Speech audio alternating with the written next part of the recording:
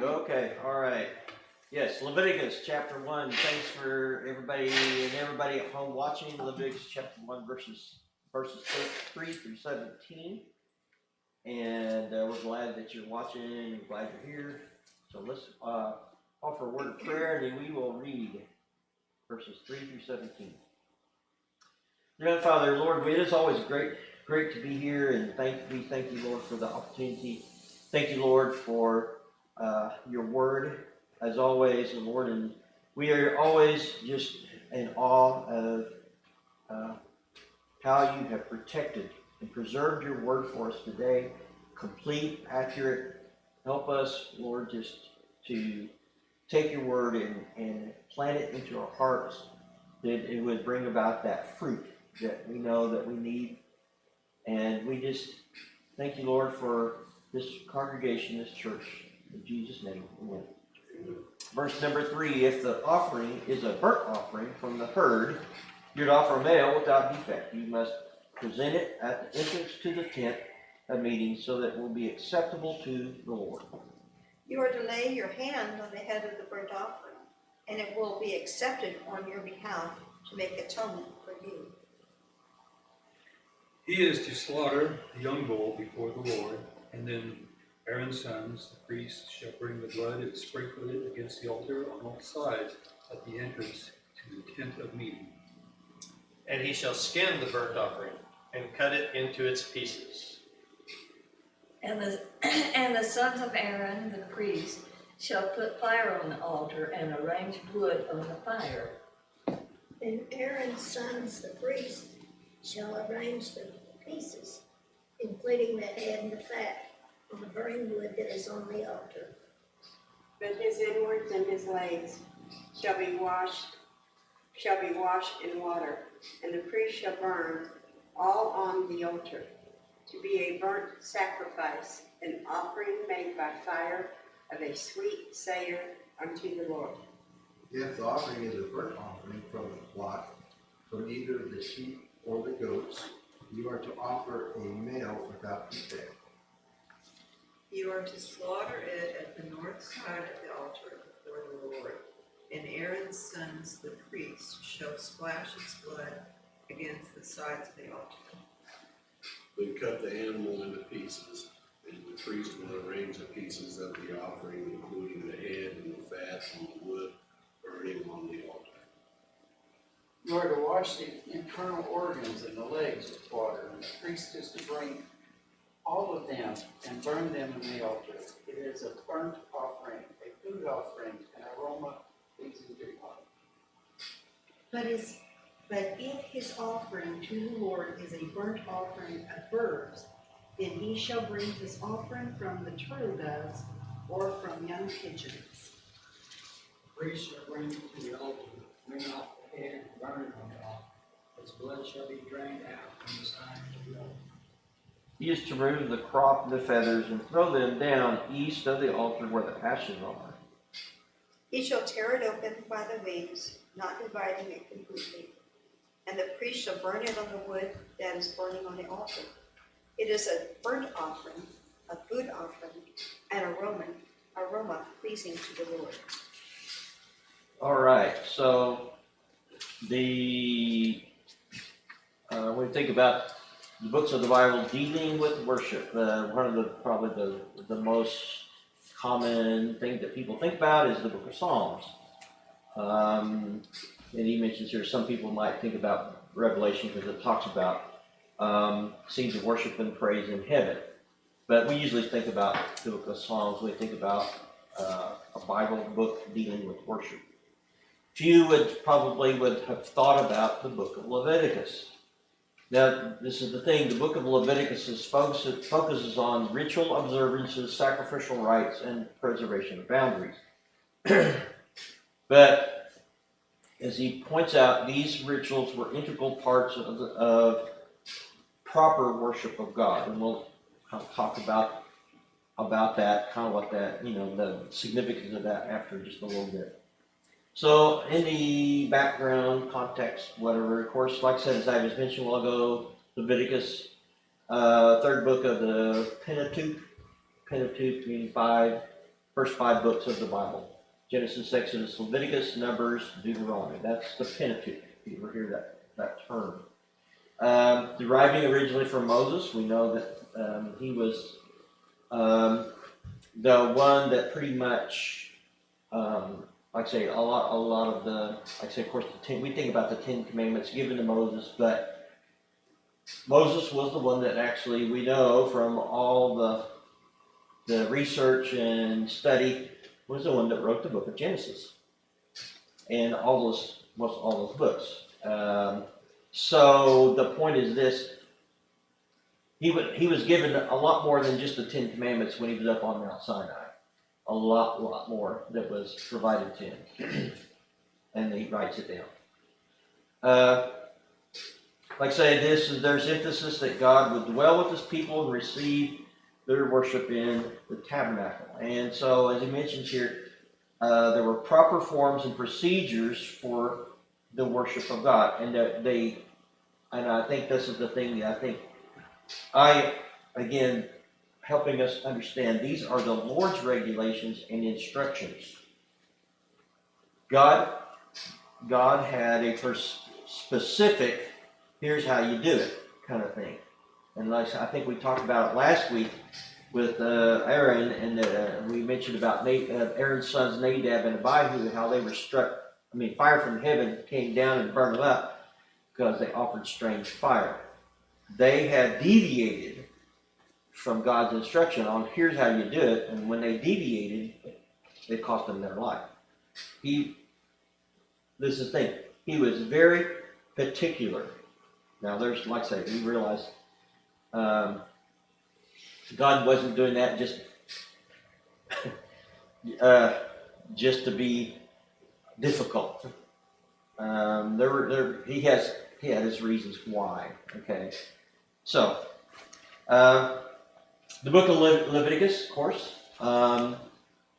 We think of taking a look at the root word of the book of Leviticus is what? Levi. Obviously, the tribe of Levi, and we see a lot of there about the tax of the Levites. Now, as you mentioned, all priests were Levites, but not all Levites were priests. And so a lot of the Levites that were not priests were involved. The priests were directly involved in as far as the worship part, but Levites were there as support. We talk about all this wood. We're going to talk about where the priests are going to arrange the wood on the altar. The Levites would have been the guys cutting the wood, hauling the wood, all kinds of those kinds of things the Levites were involved in. A key word there, of course, in the book is holy and holiness. And he makes reference to Leviticus 19:2, be holy because I, the Lord your God, am holy. So, having said a lot of that, what motivates you most in worship, to worship? The where or the how? And we'll think about, okay, wait a minute, what's the point of this question here in just a second? In my mind, it's how you worship. You Okay. can worship anywhere. You don't have to have a building to worship. It's just a convenient place to gather. Okay. Now, this is the thing, to me, it's a little bit of a trick question, like I said, because I think which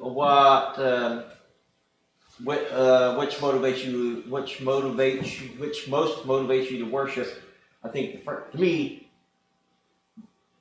just that question right off is love of God.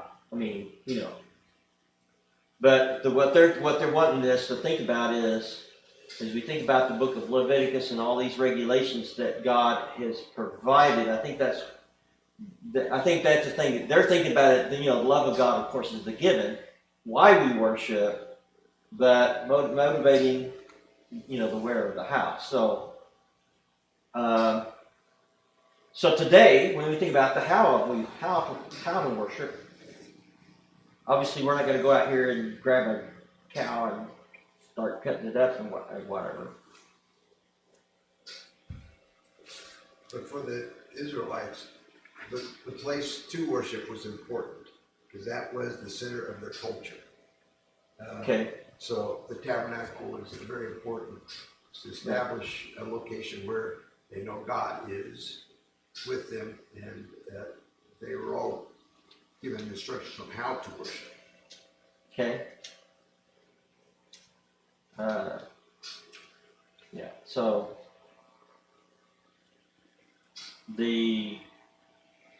I think about how different. I guess you say we can't say for sure, but how different do you think, as far as when we think about worshiping, how different what we do today? I mean, I'm talking about internally than the Israelites back at this time. How they thought about it, or how they approached maybe worship, was it any different than what, today for us? I think so, because I mean, they go through especially for the priests, they go through the ritual cleansing. I mean, it was methodical, ritual meaning, it was repetitive, and following the instructions that were given to them. It was important that they do that. Well, I think a lot of times, when you read the Bible, like you just pointed out, they went to the temple to worship. Yeah. I think we find, or myself, you can be anywhere and something will spark that need and that desire to worship and praise God. And so you don't have to be in any one particular place. And I think that is a big thing that is different for us from the Israelites. So I guess maybe to kind of get more to the, I guess you could say the point that I'm trying, I guess maybe I kind of want us to think about is, do you think there was a tendency for not the priests, but the average Israelite, and you think about worship, to come up to the priest and say, okay, here's my animal, and then go on their way? To a certain degree, yes, actually.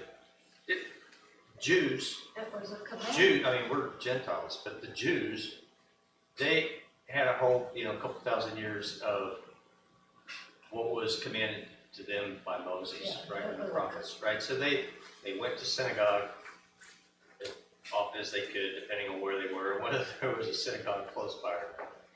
And they also observed Jewish feast days.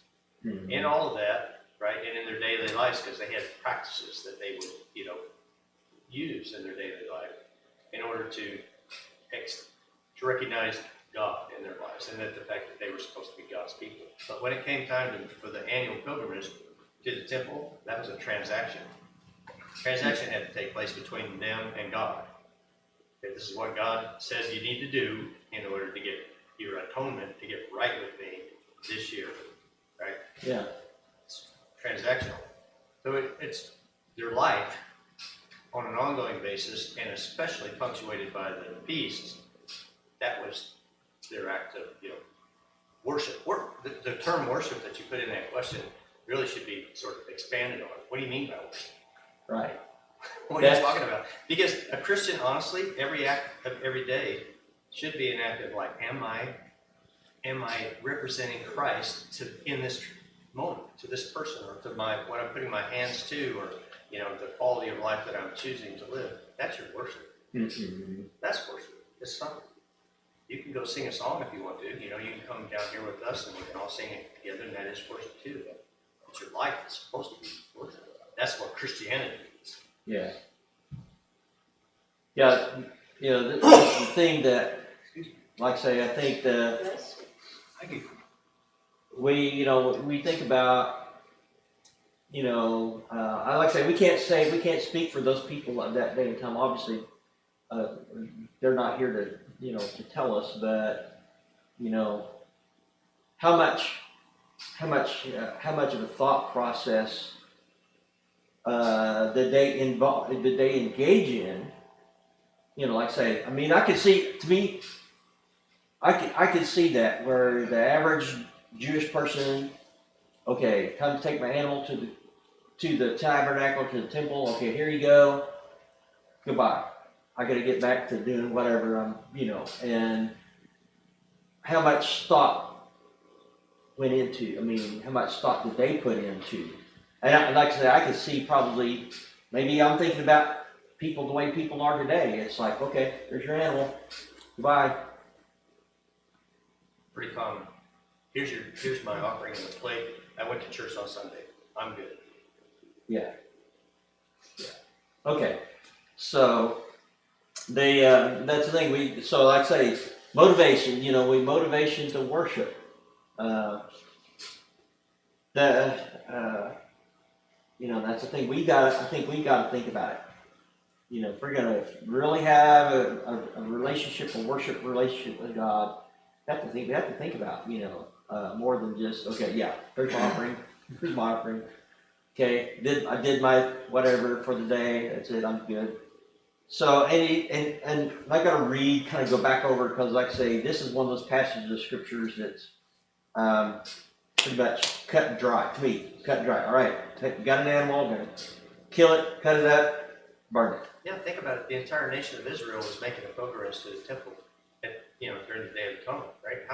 What do you think's going on there? That's some kind of rough imagery. If you really think about the entire nation of Israel making its way to the temple and all those blood sacrifices taking place, that's transactional. You're in and out. Yeah. Now, one of the things that we, like I say, can draw out of course, this path, like I say, out of the verse, like I say, as you mentioned, of course, you're going to bring this animal, male without defect. They were to sacrifice only animals without defect. And the point is that basically that God, here's the thing, is what God was making out of that is, you bring me only your best. Bring me only your best. You give me the best. So, what are some ways to ensure that we offer our best?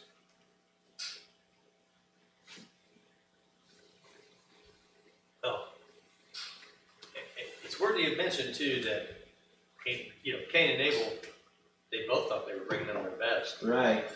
Yeah. But God already had given them criteria. This is what I want, and I want the best of this criteria. Yeah. I don't want your vegetables. I want Right. that animal. Daily life. No. Daily life. So it's not just a matter of like, look how prideful I am because I have this fantastic basket of vegetables. Here's the best. I'm the best gardener in the neighborhood. Right? Yeah. Here you go. And God's like, well, I didn't ask for your vegetables. Right. I asked for your animal. Yeah. And now I say this is kind of off. There will be, there were burnt offerings that did involve vegetables, but yeah, but God was For atonement. right for atonement, and that's the thing that we have to remember. And like I say, I don't know if everybody missed it, but in the book of Genesis, Cain and Abel, that's what that offering was about. Was for atonement. The entire story from Cain and Abel through all the Hebrew life and their methodologies that they had was all pointing towards Christ. Every bit, all of the prophets, everything that happened was all one big long continuous pointing towards the Messiah. Yeah. But you can imagine. I mean, you can bet though, even in those offerings that was required. They talk about grain offerings and drink offerings and all those other. God still required the best that you got. Oh, that's right. So when you think about today, offering your best, how do we make sure that we're giving our best? I think a lot of times we just need to be mindful of when we come to church and to worship, what that means eternally. It's just not, okay, you got 35 minutes, okay, let's go, and Oh man, I wish we could get this wrapped up. It's kind of dragging on a little bit. Got that roast in the oven, don't want to get that burnt, I you hope John know. doesn't have too long a sermon today. I know, gonna beat those Baptists to the restaurant. I'd Yeah. say, Hmm? I would say by living, your life every day by his word. Okay, That's right. Every day. okay, yeah. Not our life. It was given to us. I mean, it's a temporary, like, you can borrow this for a while. You're only gonna be here for a really short period of time, right? Just, I didn't make me. He Right. made me, right? And he's like going, here's an opportunity for you. So what are you gonna do? You only got, clock's ticking, you know, stopwatch is going. What are you gonna do with every minute? Yeah. That's what I would say, just live by his word every day. Okay. So when I think about giving your best, and you know, and this is part of the reason why one of the things that you don't hear so much about it now, but when you came time to go to church, you did what? Put on your, what do you call it? Your Sunday go to meeting, your best clothes. That was the idea. That's why everybody dressed up, because their idea is, okay, this is my best. Put on a suit tie, huh? And that's okay. That's Yeah. totally, giving God your best is fine. Totally okay. Yeah. You know, somewhere along the line, I think people kind of figured out that, yeah, your best doesn't necessarily mean dressing up. What did he say about the whitewashed tombs? Yes. Yeah. On the inside is what? Corruption, dead men's bones, and whatever. So, yeah, I mean, that's the thing. It wasn't mutually exclusive. Right. You can put on your best, you can go to some church, just don't expect that to be All of it. all of it, right? It's not, that tomb that he was talking about is like, don't be dead and on the inside. Like, if you're gonna look good on the outside, look good on the inside just as much or more, right? Yeah, and it also kind of correlates to when he also talks about your first fruits. So that's the thing. That was the idea. Same thing when you got your crop. That's the thing. Before you did anything with that crop of whatever it is, the first part you took. Well, if you even think about it in a way, that's the freshest. Before you did anything else with what you reaped and you sowed, first part of it goes to God, and that's the whole lot. That's still the same idea. It's you're giving your best. You're giving your best. So, like I said, had to be there at the tent of meeting. Like I said, God, the Lord was to be worshipped on His terms, and I would suggest that still. God still has terms. God still wants to be worshipped a certain way. Paul talks about that. Let me just mention, Paul talks about that in the New Testament, that he talks about God as a God of decency and order. And when we worship, it is not to be chaos. That's that was the whole point I get out of that. Those are His terms. When we come on Sunday to worship God, He doesn't want chaos. He wants to be some order. He wants it respect. That's the Yeah, that's what I say, respect. respect. Okay, all right. Consistency. He mentions consistency. Now, he also talks about, and we know that King David makes a point about sacrifice, giving only those things he had to be making a sacrifice. And they make a point here about when these people were bringing their offerings to the Lord. He talks about the opportunity cost.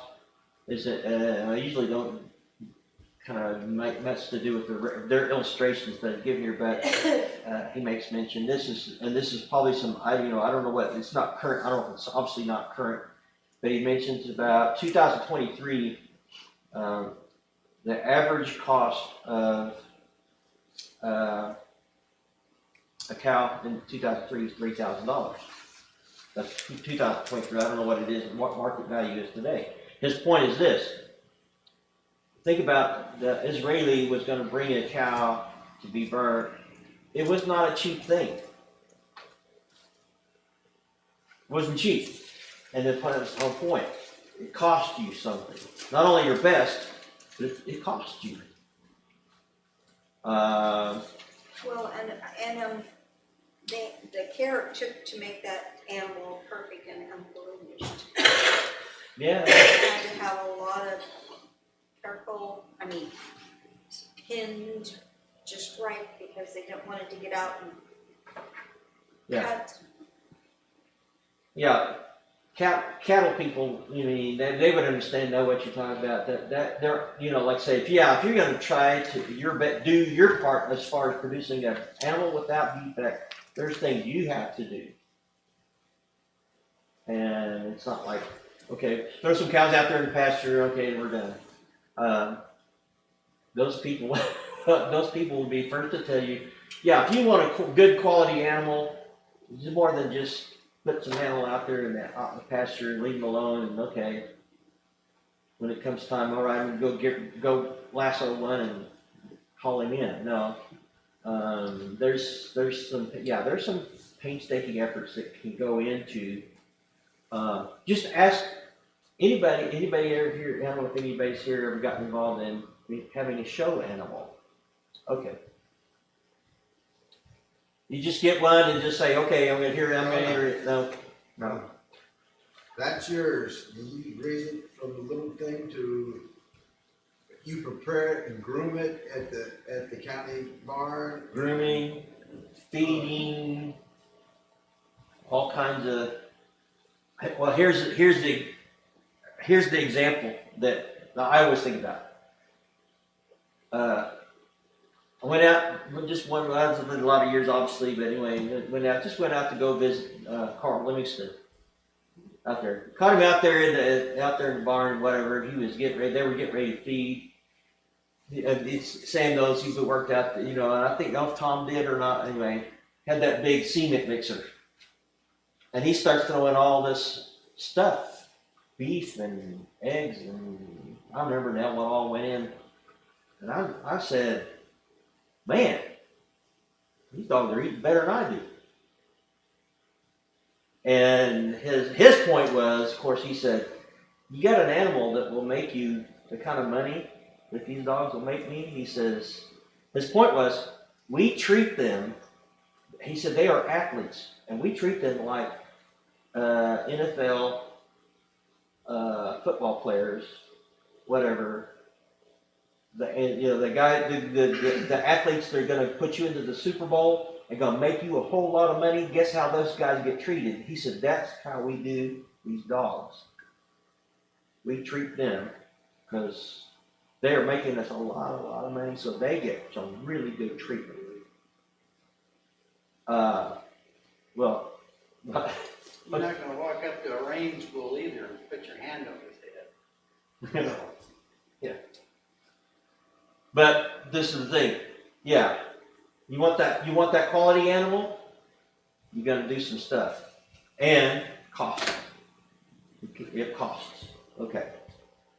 That's what King David said. I am not going to make a sacrifice. I'm not gonna make an offering to the Lord unless it costs me something. That was his point. It's got to cost me something for it to mean anything. So he goes into all this procedure, and we read all the things that they do to get this animal ready. Placing the hand on the animal's head symbolizes the person's submission of the animal to sacrifice. Priest had to be present, obviously. Blood was a mechanism of purification, and we talked about atonement. And the Lord talks about the life of a creature is in the blood. And so that was the deal. This is the whole thing. And as he mentions here, also signifies the seriousness of sin. The wages of what Paul says, the wages of sin is death. This is the whole idea. God designed this whole thing. Number one of the things is so they would understand, and that was one of the things they tried to teach them and help them to see and visualize. This is what sin does. It brings death. And blood is important to bring about atonement. The wages of sin is death. You know, this is the thing we realize we have, what was it? And we think that's an animal. Tell that to a PETA person. Was it? People for the ethical treatment of animals. We were, and some, I'd say, I don't know that I've ever, if you've even known any of those people, but they get a little crazy, a little radical. Friends of ours from Fletcher years ago was wanting me, invited me. Brett Derryberry and his buddy, and go up to Fletcher. Was going to do some dove hunting, whatever. But they were telling me about they had went out like a week or two prior to that to go dove hunting, and they got ready to take a shot at some dove when PETA people jumped out. Hey, stop! And you know they were making the point to those people, it's like, you guys are kind of a little stupid, you know. Jump out in front of me, somebody with a gun is getting ready to take a shot and jump out in front of me. That wasn't too smart, but the point is this: in those people's mind, killing an animal, serious. It's a serious thing.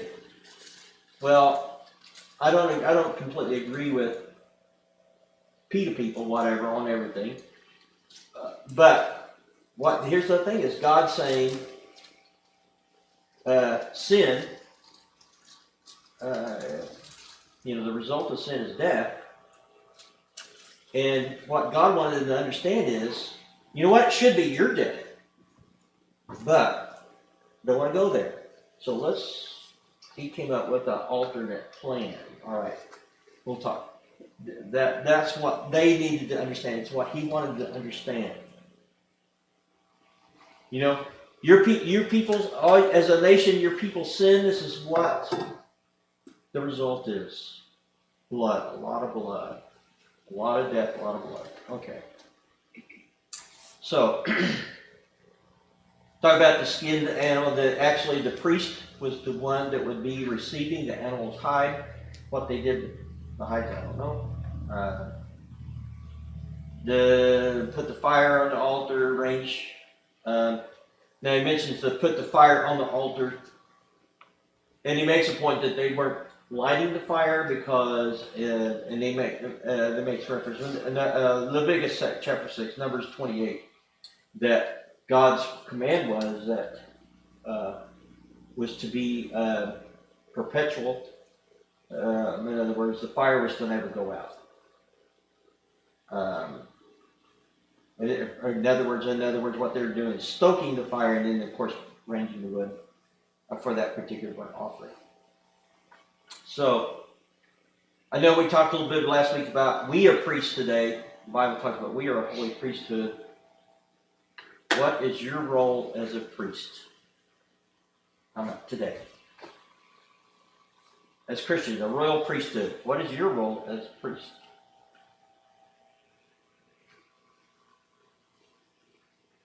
Is it to go out and build a fire? No, it is to be a witness.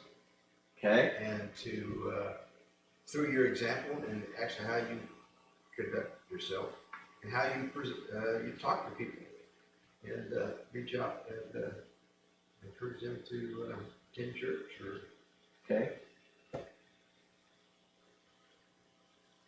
Anything else that we do as priesthood?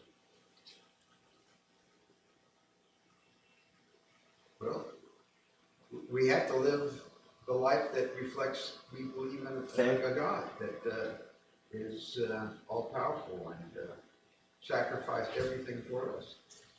We took as the same as the Old Testament, to convey holiness. That was part of their job, to convey holiness. And that's what we're supposed to do, conveying holiness. What does that mean? What's that look like? Why is it, and conveying to people, there's a reason for being holy. Look, it's, yeah. What would Jesus do, right? That, Yeah. bracelet. Yeah. That's actually a really good one, because in your daily life and all your interactions with people, there's always a way to slip into some interaction with somebody like, well, as a Christian, or the Christian thing to do is, you got to meet people where they are. You can't just come in and go, well, thou shalt, and the Bible says, and the Lord, thou this, that. Because a lot of people are like, turn off. They don't care. But if you can meet them where they are at that moment, and what the exchange between you and them, and lead them into a knowledge of, like, there is a way to handle or interact with what's going on right here and now. That is Christian in its orientation. That's where you start. And whenever they walk away from, their interaction with you, that they don't feel like, well, there goes a hypocrite. That's the biggest enemy of the whole witness, is when people see you walk away and go, that guy's a hypocrite. Yeah. One of the reasons for, and I, thinking about one of the reasons, here's, like people want to know why should I be holy? Years ago, there was, and this is just to me as a testimony. There were some priests, Catholic priests, that became known as, they were actually atheists. It's like, whoa, wait a minute, hold it, time out. That doesn't make whatever. So they were asking those guys, so you're an atheist, why did you get involved in all of this and be profess you're a Christian and go into all of this? Their answer was this.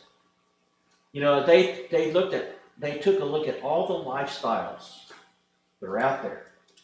Their conclusion was, this lifestyle, this Christian lifestyle, is the only one that will produce true peace, happiness, those kind of things that we all look for.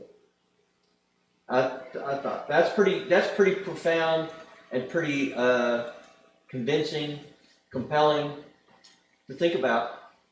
You live this lifestyle, a lifestyle of holiness, is because it ensures and it results in true peace and happiness.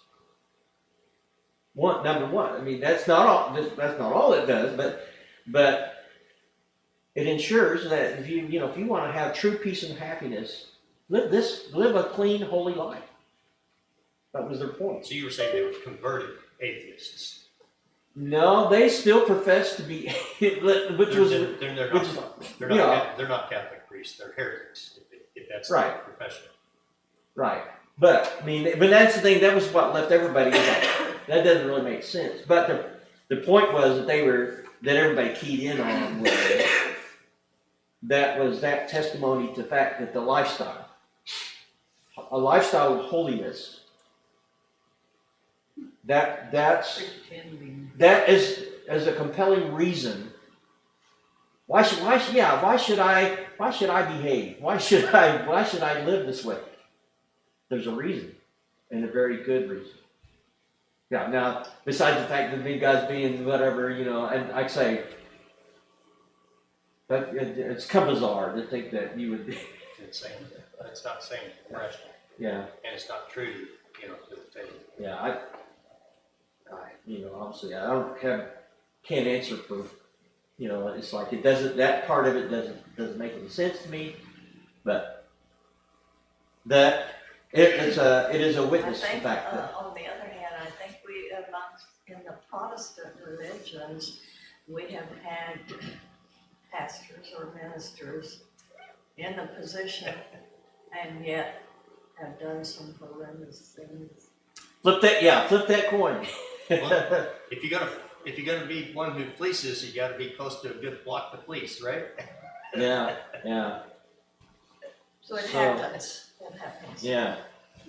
So anyway, one of the things that they get key in on is that in the verse 9, and it's also going to be repeated when we get over here about the treatment of the flock, is that this whole thing that they're doing with the animal, burnt offering, is an aroma pleasing to the Lord. Oh, that was the other part. Your role as priest, as all what we talked about, plus one that it is, like what the Old Testament priest was, pray for the people.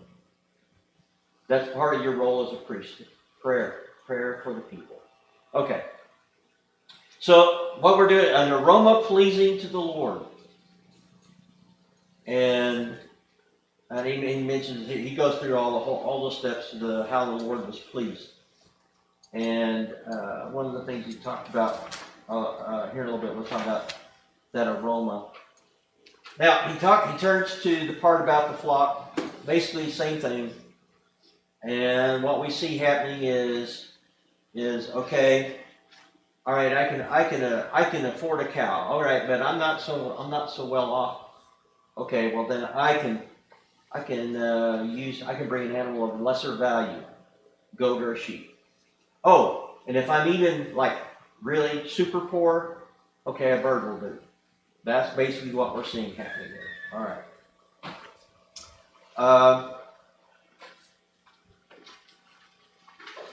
Okay. So, as we say, pretty much everything is going to be the same. Whether we're talking about cow, sheep, goats, birds.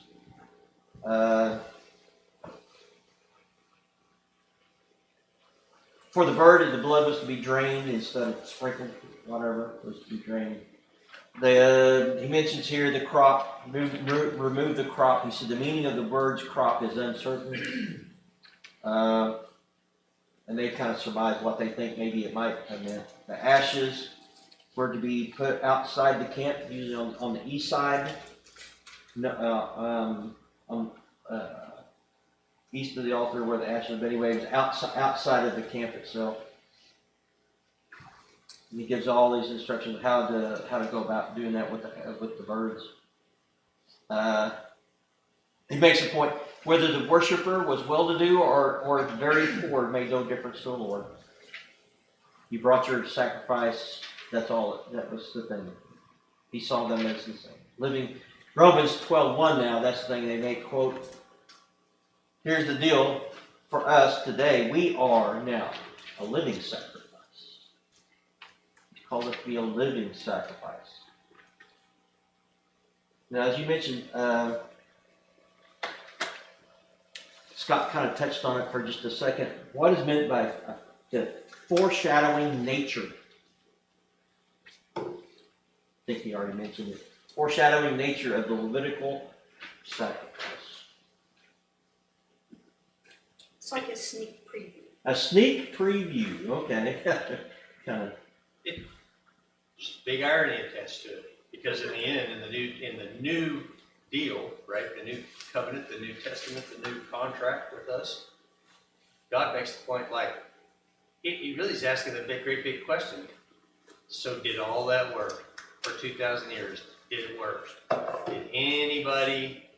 Does anybody walk away from that 2,000 plus years of experience there doing that? Did any of you guys actually manage to attain salvation by doing it? And the answer is like, no, he didn't. God didn't even, in the end, God's using that as a mechanism to teach, right? It's a teaching mechanism to go, none of that made you whole. Christ only makes you whole. Christ is the only sacrifice that I really want in order to save you guys. Pointing toward. It's pointing, it was, but it was also like, it was a negative thing. It's like going, that didn't work, did it?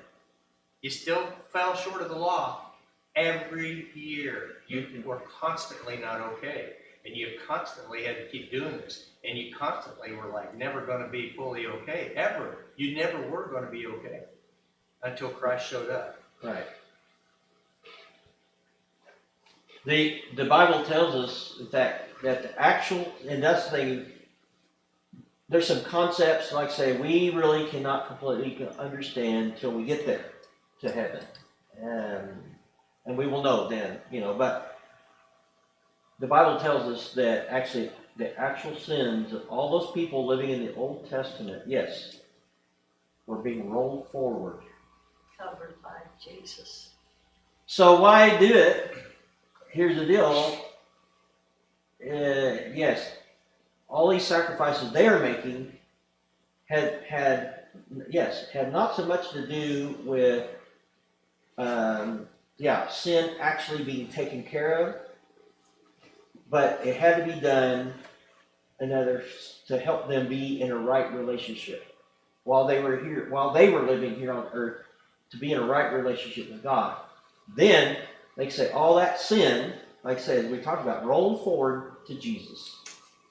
And then at the cross, they finally got taken care of. Hosea 6:6, right? Go and learn what this means. I desire mercy, not sacrifice. Mm-hmm. Like all those guys at that point in the game, if they were really listening and obedient, they would have went, okay, well, sure put in a lot of effort here. What are we really talking about? And at that point in the game, they better be listening, because God's going, I'm talking about the Messiah. I'm talking about my son who's coming to save all of you guys. That's what I'm talking about. But they didn't know that then. We know Yeah, that now. Every single prophet was pointing towards Jesus. That's their point. Every time. Mm-hmm. And that's why they killed them all. They killed all those prophets because they did not want to hear it. They had their own setup going there that they wanted to last forever. They did not want to hear that. Those hard truths that came from those prophets. Yeah. Hard people, stiff-necked. It's easy for us to look back now that we have the Bible and know about Jesus and know about his life and his sacrificial death. It's easy for us to look back at that time and say those things, but they didn't know that. That's what Jesus wept about, though. Right. Yeah. Looked over Jerusalem and started crying. This is the town I love so much, but you guys sent you all these prophets, and what'd you do? Kill them. Yeah. So the one of the interesting questions they make about talk about, because like I said, we mentioned a while ago, he talks about verse 17, the sacrifices an aroma pleasing to the Lord. And one of the questions somebody once brought up was, how did those people stand the smell of all those animals being burned up day after day? And yet God said it was a Sweet. smelling aroma pleasing to the Lord. I thought about, well, anytime I get around Heartache Barbecue or any of those barbecue places, it smells pretty good to me. Charred flesh. Charred flesh is not. Yeah. Doesn't smell good. Yeah, it's not the same. I remember my dad saying, like I say, as he served over there and had as they went through Europe during that time, and had to go by a lot of those Auschwitz and all those Treblinka and all of those places. I remember him saying, "It's a smell you will never." He said, "You will never get rid of the rest of your life. It will stay with you the rest of your life." Flesh. Yeah, he said it will be. He said something that it stays with you your whole life. But thing is, God sees things differently than we do. Obviously, we think it stinks. God's like, no, it's a good smell. It was a good smell to him. It's a smell. In other words, it's if we think about it this way, to him, it's a smell of obedience. Of obedience. You're doing what I asked you to do. You're being obedient. To me, I see it from God looking at it like, that's your sin. Yeah. Burn you up. That's your sin. Smell good to you? You like that smell? That's your sin. Yeah. And to him, that's pleasing to him because you need to be reminded, right? That's your sin that's being, offered up there on that altar. That was your finest animal that was put to death and burned on that altar. That's why it's pleasing to God, is because he's driving the point home to these people. You're not okay. You are sinners. And guess what? When you leave this place, you're going to go out and fall short of the law again. You're going to have to keep this up every year. That's why it's pleasing to him, because it was a teaching thing to let them know, you're not okay. I don't want this sacrifice. I want you to be good people, right? Well, we don't have to do this, right? Or I want you to accept my son's sacrifice for you, so that in the future, this won't have to happen. Yeah. And we're supposed So- to give him our best. Yes. So the book of Leviticus, what does it mean to us today? Well, without it, what Jesus did, probably we would still be questioning. We can make sense of what Jesus did because of what we learned. You know what? I am very, very thankful that I'm living today and have the Bible, Yes. Yes. because we have the whole picture, so to speak. Yeah. Well, more of the picture. More of the picture, Yeah. We don't have the whole, but we have. We have a lot more than our ancestors did. Yes. And